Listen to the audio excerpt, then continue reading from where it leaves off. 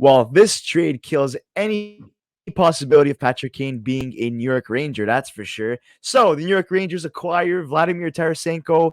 50% of his salary is retained, as well as Niko Mikkola is included in this deal heading to New York. In terms of St. Louis, a 2023 first round pick that could either be New York Rangers or Dallas's pick, a conditional 2024 fourth round pick. So that upgrades to a third if the New York Rangers make playoffs this season. Sammy Blais goes back to St. Louis after being traded for Buchnevich like 2 years ago, if I'm not mistaken. And Hunter Skinner is included in this deal. Let's just get into it very quickly here. The New York Rangers didn't have to give up any top prospect, in my opinion, and they fleeced the St. Louis Blues completely. Yeah, I agree. I mean, look, you've got a really good player in Tarasenko. I know he's had a down year this year. Hasn't played his best hockey. There is an injury concern with him. 29 points in 38 games. He got 10 goals, 19 assists. He was a minus 18 on a bad St. Louis team. I think he brings a lot of good offense to the Rangers. I think he fills a need for the Rangers that they've been lacking for a while, and that's some depth on the right wing. And now they've got that. They've got a guy that can play with Panarin. They've got a guy that can play with Zibanejad and Chris Kreider as well. So the Rangers bolster their right wing core there with Tarasenko. I think it's a great pickup for them.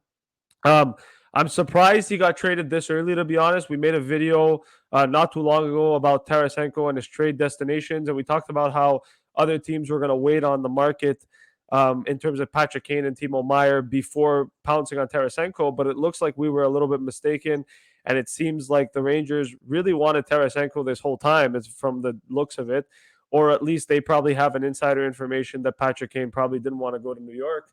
And so for that reason, they ended up opting for Tarasenko. I think it's a great move for the Rangers to pick him up. He's going to provide offense for them. He's going to be a dynamo next to Artemi Panarin. He said he wanted to play with him. He said that he wanted to be a part of the Rangers. So it's a good move. And if you look at daily faceoffs, his projected lines here, he's slotted on the top line with Zibanejad and Panarin. That makes sense. And then you've got, second line of Lafreniere, Hedel, and Kako, and third line of Kreider, Trocheck, and VC. That's a really good top nine for the Rangers look going in. And then obviously their fourth line being Barclay Goodrow, Jake Leschyshyn, and Vitaly Kravtsov. And then obviously on defense, they also added somebody, and it's actually interesting because before that was announced, they had placed Libor Hayek, who was one of the defensemen on waivers, and then it was announced shortly after that they acquired Niko Mikkola. Mikkola is going to bring some defensive prowess to them. He's a guy that's still young. He's 26 years old.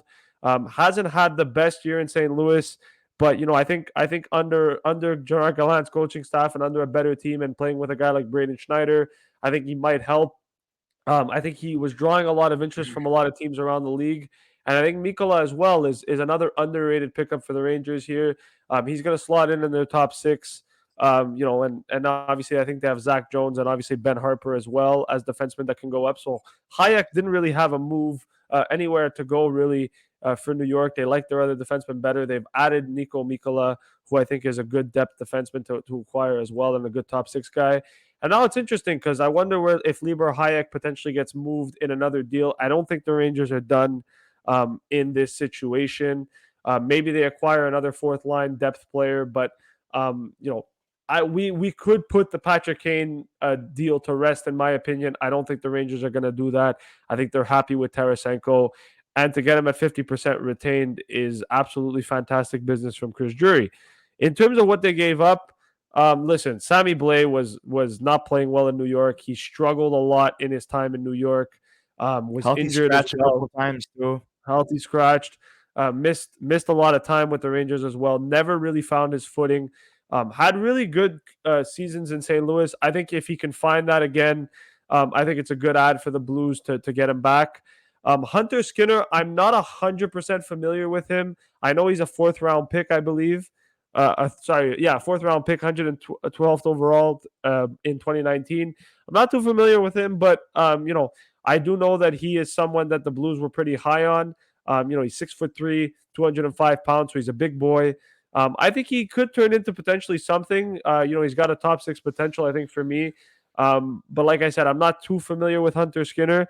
And I think he's more of a defensively minded defenseman compared to um, an offensive defenseman, but he's got AHL experience. He's played in the AHL the last 3 seasons, a couple of games in the ECHL as well. So this is a guy that if St. Louis is really high on, potentially he plays a couple of games with the Blues at the end of the year. We'll see.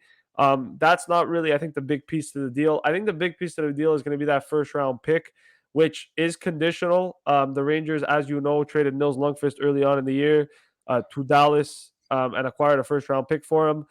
It is a conditional pick, meaning that he could end up either being the Rangers first round pick or the Blues first round pick. It's going to be the later of the two, meaning that it's either going to be a pretty late pick, so probably close to 25, 26, 27, around that range. If the Rangers win the cup, it might even be 32. So that's not always the best, and I think it's an underwhelming return for the Blues because even the fourth round pick that turns into a third rounder if the Rangers make the playoffs, that's going to happen. So I don't think that that's really that bad, but I'm not too happy with what the Blues got. I think if you look at what Bull Horvat fetched, and you look at his numbers, I know that Tarasenko's had injuries, and his numbers haven't been the best this season. But to be honest, I still think Tarasenko's got potential, and he's still one of those guys that even at 31 years old, is still probably one of the best scorers in the league. So to be honest, I'm very disappointed in what the Blues got. I thought they were going to get a little bit more. I know they got a first round pick, they got a prospect, they got a roster player, and they added another draft pick. But I just think it's underwhelming. I think the Rangers walk away here with a solid, two assets, two guys that I think they're going to be really happy with. And I think at the same time, the Rangers are bolstering their team, and I just don't think they gave up a lot to necessarily do it, right? They kept their top prospects. They gave up a first round pick, which they didn't really need because they already had one. And they acquired two really good players that I think are going to help them now. So for me, I don't know, Chris, if you agree, but for me, I think the Rangers absolutely steal this deal. Yeah, a lot of people were debating between, who won the deal between the Vancouver Canucks and the New York Islanders. In that case, you go either way. This is a clear-cut win for the New York Rangers. They literally solidified their top six. So now Jimmy Vesey is going to be playing in the bottom six, and now you have Tarasenko who replaces him. Not only that, you have Mikkola, who's a very underrated and very solid defenseman, in my opinion. He gets added, and as a third pairing defenseman on the New York Rangers, when you already have guys like Keandre Miller and Adam Fox, that's fantastic, in my opinion. They literally covered up every single hole that was remaining, and if guys like Lafreniere and Kako could really step it up, that would be fantastic. We saw a lot of good stuff from Kako in recent games. Even Lafreniere is stepping it up. If they could potentially take the next step, oh boy, the New York Rangers are going to be very dangerous. Not only that, it's not a surprise that Tarasenko goes to this team because he waived his no trade clause to go to the state of New York. So he was okay with going to either the Islanders, the Rangers, or New Jersey during the summer. So there's a possibility that Tarasenko could potentially actually sign an extension with the New York Rangers moving forward. And, a lot of people are saying like, they kept Jones, they kept Kraftstov, um, you know, and you add these two guys, you manage to like somehow like retain 50% and bring on Vladimir Tarasenko with the potential of extending him. You get rid of Sammy Blais, who has 0 goals with the New York Rangers, and that really didn't work out well. Like it's just this trade is like the tree that keeps on giving. Essentially, it's the gift that keeps on giving. Essentially, my bad, not the tree. I don't know why I said that, but yeah, honestly, like you can't ask for a better deal than this. Like they literally gave up, yeah, they gave up a first round pick, but they have two first round picks. And on the TSN's trade bait list, one of their first rounders was listed as top, trade bait. And here you go, you get it traded. The only problem I have with this deal is that Mikkola and Tarasenko are included in a deal when they could have been separated, and you could have got fetched two separate returns and maybe waited a little bit longer heading into the deadline. I don't know if like this is what I think. Essentially, I think this move was made by the Rangers because of what the Islanders did in acquiring Bo Horvat. Every time a team in New York makes a move, the other team always has to top that team. So I And wouldn't be surprised if New Jersey acquires Timo Meyer in the next couple of days. New Jersey's on the clock now. New Jersey's on the clock for sure. But one of the things that I would say too, and you talked about re-signing Tarasenko. One interesting thing is that Tarasenko and Mikkola are both unrestricted free agents at the end of the season. So I don't know where the Rangers are going to be. I don't know if the Rangers are going to be able to re-sign either of them. And the reason I say that is because Lafreniere is going to need a contract at the end of the year. Philip Hedl, who's playing fantastic hockey, right now, is going to need a contract at the end of the year, and Keandre Miller is going to need a contract at the end of the year. And those are three big names that you need to get signed in New York before focusing on Tarasenko and Niko Mikkola. And if I'm New York, I think this was a pure rental. I think this is their message to the league saying we're going for the cup this year and we're going to try to win the cup this year because I think they had the roster to do it already, but now they've added Tarasenko, they've added scoring, they've added a defensive defenseman. They're basically telling the league, we gave up this because we believe that we're going to compete and we believe that we're going to go ahead and win the Stanley Cup. I don't think they make this move to re-sign Tarasenko, and I also don't think they make this move to re-sign Mikkola. I could be wrong, but it's because if you look at where their restricted free agents are at, like I said, with Lafreniere, with Hedl, and with Keandre Miller, yes, they may get, short-term deals, but I'm sure they want to get those guys signed long-term and keep them around for a long time. So I Yeah. just don't know if the Rangers have the cap space to necessarily re-sign Tarasenko. And listen, I mean, unless he really, really works out, you might be able to, but this to me looks like a pure rental. And I think that that's also one of the reasons why St. Louis didn't get a lot. I'm still disappointed in the return, but Tarasenko and Mikkola were rentals. But not only that, Tarasenko had a no trade clause, and he basically decided where he wanted to go, and obviously that limits the options for a team like St. Louis to try to make a trade with everybody in the league. So it is difficult for him, but at the same time, I do think it's an underwhelming return from Darg Armstrong and the Blues.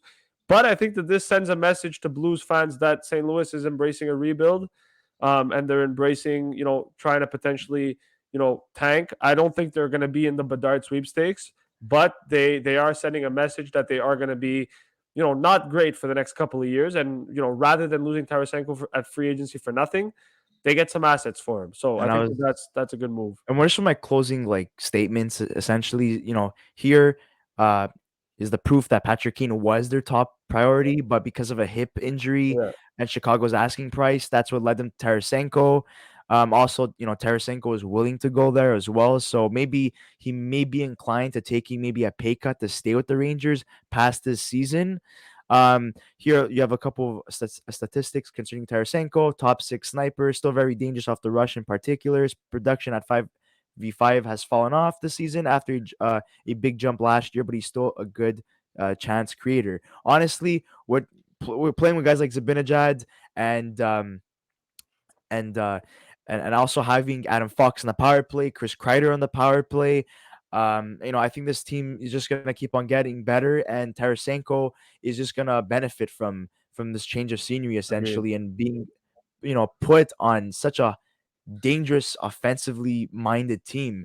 And Chris Jury, in terms of making this deal, he said that the pieces came together and he didn't see any more reason to wait heading into the deadline. He wanted to pull the trigger as soon as possible. So, guys, we'd like to hear your thoughts in the comment section below. Who won this deal, the New York Rangers or the St. Louis Blues? And also, what are your thoughts in terms of the trade that that essentially the trade value that they received in terms of getting rid of your two top players that could have that were going to be traded heading into the deadline. Now you're only left with Ryan O'Reilly, so I guess he's going to be moved too.